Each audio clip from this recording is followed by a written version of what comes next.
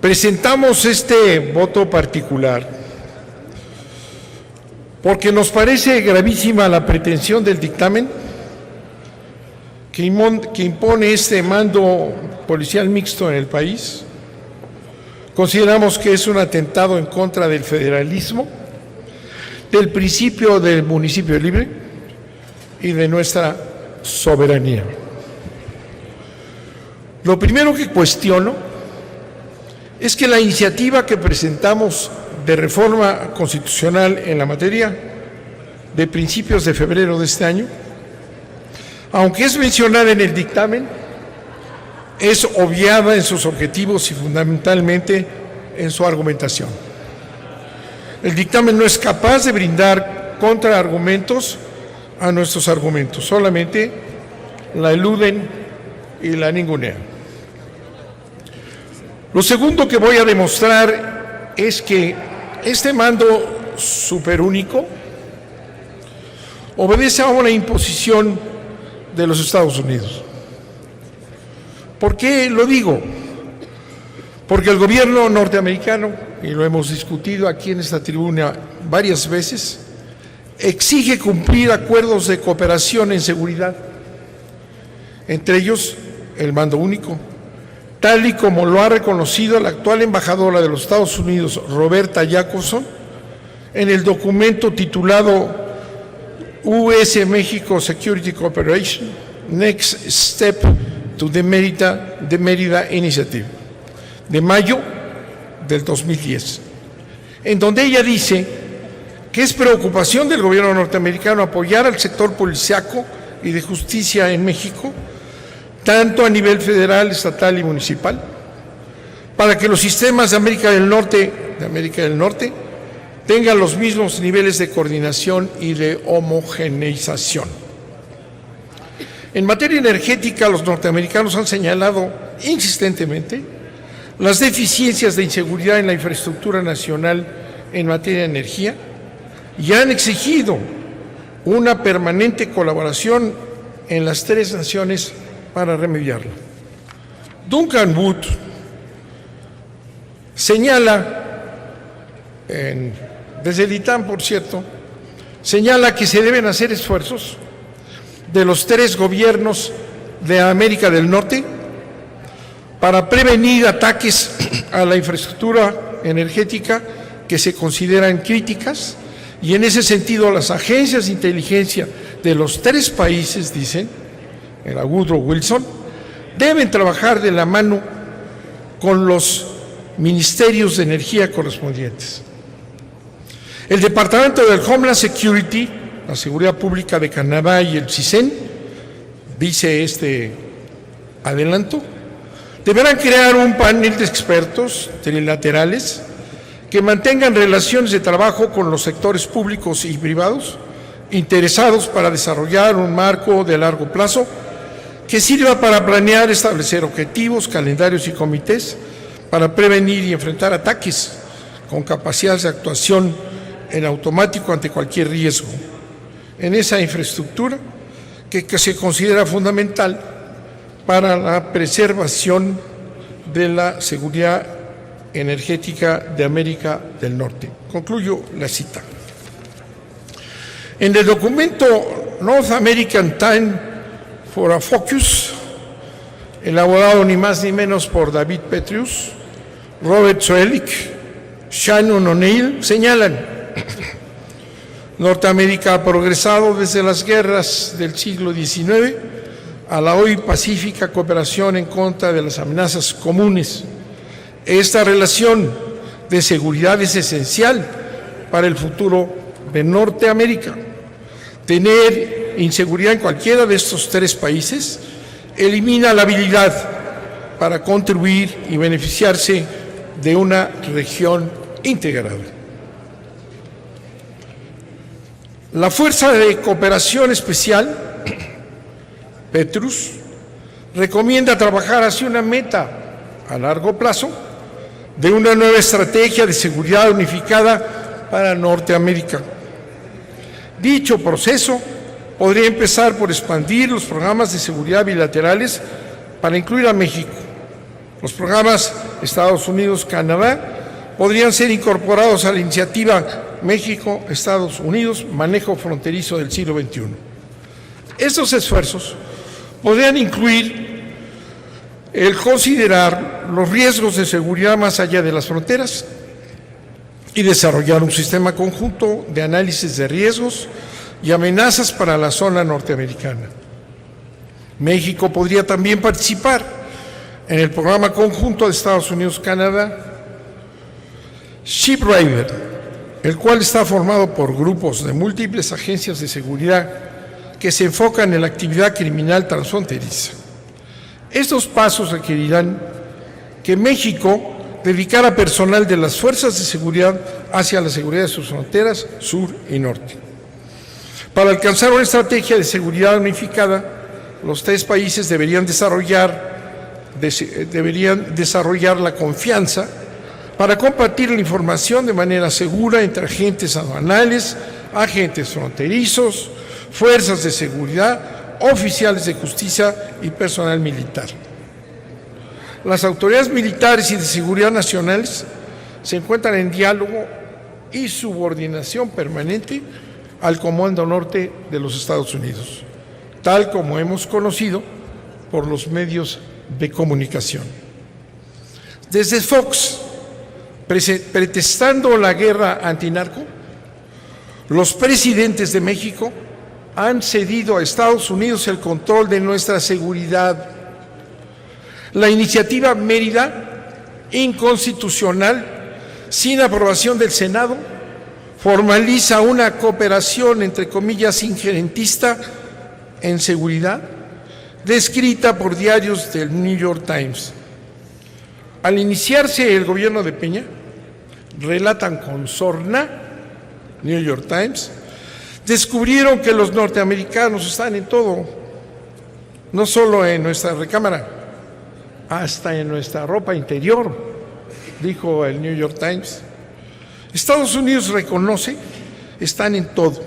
El mando único fortalecerá la integración de México a Canadá, a Estados Unidos, bajo su dominio. El Woodrow Wilson, agencia de Estados Unidos en México, sostiene la necesidad de un sistema energético integrado, basado en la coordinación policíaca de los tres gobiernos, para proteger infraestructura energética transnacional. Sus agencias de inteligencia deben trabajar juntas, lo que significa la presencia dominante del Homeland Security en nuestro territorio, cuyo titular Johnson acuerda directamente con el presidente Peña. La desaparición de policías municipales completamente o a medias o cuando lo deseen, ¿verdad?, son medidas que están orientadas por los Estados Unidos y aprobadas por nuestro Congreso. La obligación del gobierno de garantizar a las transnacionales energéticas la ocupación de tierras que requieran, un régimen penal especial para agravar las sanciones en materia energética, la legalización de la presencia en todas las aduanas e instalaciones migratorias mexicanas y de personal norteamericano armado, suprimir las policías municipales o tenerlas amenazadas, aseguraría a los intereses transnacionales que en los municipios, sus comunidades, ejidos, propiedades públicas, no exista capacidad alguna para defender sus derechos, lo que está pasando ya hoy. Ejemplo, en Puebla, ante la privatización del agua, las minas a cielo abierto que destruyen bosques, la usurpación de tierras han generado resistencias municipales, y la policía estatal encarcela a los ciudadanos pacíficos, defensores de su agua y bosques en el estado de Puebla y en otros más. Esta asociación en seguridad con Estados Unidos nos conduce hacia un estado policíaco militar, que ya lo hemos comentado muchas veces, miles de millones destinados a comprar en Estados Unidos material bélico pesado para las Fuerzas Armadas y gendarmerías, frente al abandono de las policías municipales que hoy están acusadas. acusadas por los responsables de la incapacidad y penetración criminal. Prueba que el objetivo del mando único, hoy se llama mando mixto, no es rescatar, sino debilitar la célula básica de nuestra estructura política. El municipio son los pies, las piernas de la estructura política nacional. El debilitamiento del gobierno, vinculado al tejido social de los pueblos. Ese es el municipio, el gobierno vinculado al tejido social de los pueblos. La solución a la debilidad consentida de las policías municipales, la debilidad de las policías municipales que se toman como pretexto, es una irresponsabilidad de muchos años. La solución es, y la tenemos en nuestra iniciativa, es fortalecerlas, no desaparecerlas o ponerlas bajo la vigilancia, capacitarlas, garantizarles recursos, no desaparecerlas o ponerlas en jaque. Lo tercero que debe señalarse es que el dictamen de la mayoría, hoy cambiado aquí sorpresivamente por un adendum que tenemos que estudiar al mismo tiempo que hablamos, ¿verdad? Lo tercero que debe señalarse es que el dictamen de la mayoría reniega de la historia constitucional de nuestro país en el análisis mismo. El principio del municipio libre es una conquista de la Revolución Mexicana de 1910 e implica una transformación de gran calado en la Constitución de 1917. Los textos de las constituciones anteriores a la vigente no lo establecieron ni desarrollaron el principio en el texto federal, pero sí en los textos de los estados. Se puede señalar que lo hace la doctrina constitucional mexicana, que el principio del municipio libre es una decisión política fundamental y en ese tenor sus contenidos no pueden ser trastocados o menoscabados mediante reformas constitucionales porque la Constitución va perdiendo su razón de ser, abandonaría uno de los sentidos nodales que inspiró la integración del constituyente Querétaro. Las decisiones políticas fundamentales o cláusulas de intangibilidad constituyen el núcleo axiológico de una Constitución.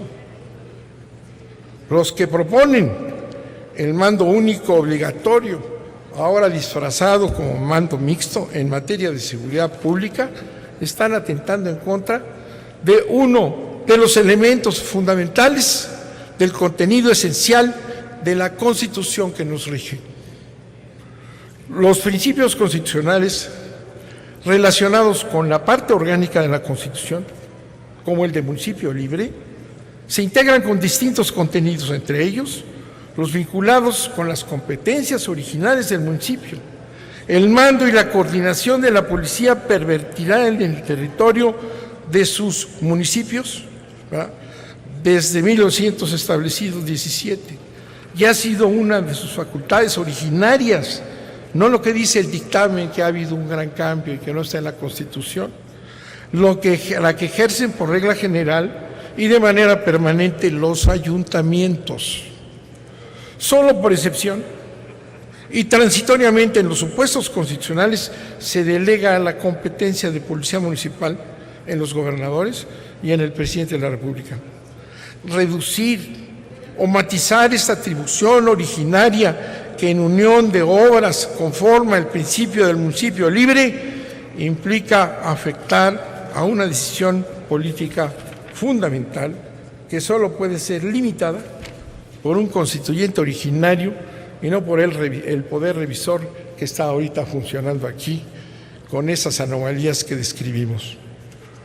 Cuando Carranza expuso o propuso al constituyente de Querétaro el principio de municipio libre, quería fortalecer este nivel del gobierno como base primera del federalismo mexicano. Las finalidades de las competencias originarias conferidas al municipio libre eran para poner fin a la existencia de los jefes políticos, lo que prevalecieron como autoridad intermedia entre los estados y los municipios durante la dictadura de Porfirio Díaz y que habían hecho de porciones del territorio nacional ámbitos de arbitrariedad y justicia. El mando único obligatorio, hoy llamado, que está peor, les puedo decir, mando mixto, entraña regresar al modelo preconstitucional de los jefes políticos, a unas autoridades impuestas a la autonomía de los municipios, a la centralización del poder y a la negación del federalismo mexicano. La tendencia de las reformas constitucionales hasta hace algunos años era de incrementar las competencias de los municipios para hacer realidad el precepto constitucional contemplado en el artículo 115, que en su parte conducente reza que el municipio es la base de la división territorial y de la organización política del país y que de la competencia que la Constitución otorga al gobierno municipal se ejercerá de manera exclusiva por los ayuntamientos sin que existan autoridades intermediarias entre ellos y los gobiernos de los estados. Por esa razón, el carácter constitucional al mando único obligatorio en manos de superautoridades, de supercomisionados, ¿verdad?, autoridades centralistas y, desde luego, extranjeras en esta cooperación que está establecida, ¿verdad?, resulta contrario a las facultades originarias de los municipios. Ya termino, señor. Gracias, señor senador. Ya termino. Hemos aguantado todas sus incompetencias, señor presidente. Nos han tenido aquí sentados horas sin tener dictámenes. Nos sorprenden cuando se les da la gana. Meten un adendo ahorita para cambiar el sentido del dictamen. Y todavía se permite usted, presidente, tocarme así que ya se metió el tiempo. Muy mal. Le estoy recordando que conforme al reglamento son 10 minutos yo para la también estoy presentación del recordando lo voto que aquí particular. han hecho durante estos días. Le Sin ruego dictámenes, concluya, por sin favor. arreglos, los tienen sentados esperándolos para cuando se les dé la gana. Finalmente destaco cómo el gobierno mexicano ha incrementado criminalmente recursos en materia de seguridad y militar en detrimento del gasto social. En los últimos 14 años, el gasto en seguridad, incluido el gasto militar y en los programas de seguridad pública, se ha incrementado un poco más de 700%. Aviones, cañones, ¡ay, maravilla! Mientras que el gasto social, considerando salud, educación y desarrollo social, lo han hecho en poco menos de 300%. Pero en el caso específico del gasto educativo, el crecimiento ha sido de 207%. Pero tenemos grandes helicópteros, ¿eh? Esta priorización de la seguridad sobre la educación queda de manifiesto en que en el 2012 se gastaron 41,000 millones de pesos en seguridad, pasando a 2013 a 141,000 millones de pesos. En tanto, en educación se gastaron en 2002 94,000 millones de pesos y para el 2013 fueron 290,000 millones. Esto significa que en el 2012 el gasto militar y policiaco representó el 37% de lo que se gastó en educación. En 1913 representó, en 2013 representó el 48%. Termino, presidente. El gasto en seguridad alcanzará a pagar casi 28 veces el programa de apoyo alimentario, 2.5 veces el programa de pensiones para adultos mayores, 56 veces al programa de seguro médico, 2 veces el seguro popular, 10 veces el programa nacional de becas y el programa de escuelas de tiempo completo. Por eso, por el abandono a la sociedad, a sus intereses, a los mexicanos, en la compra constante de material bélico que no sirve para nada, sino para toda clase de corruptelas. Por eso hay violencia, porque no se atiende a la población. Y concluyo, el dictamen es criminal, desmantela derechos sociales, desvertebra al Estado federal y desaparece la soberanía de la nación. Muchas gracias, presidente, por su presentación.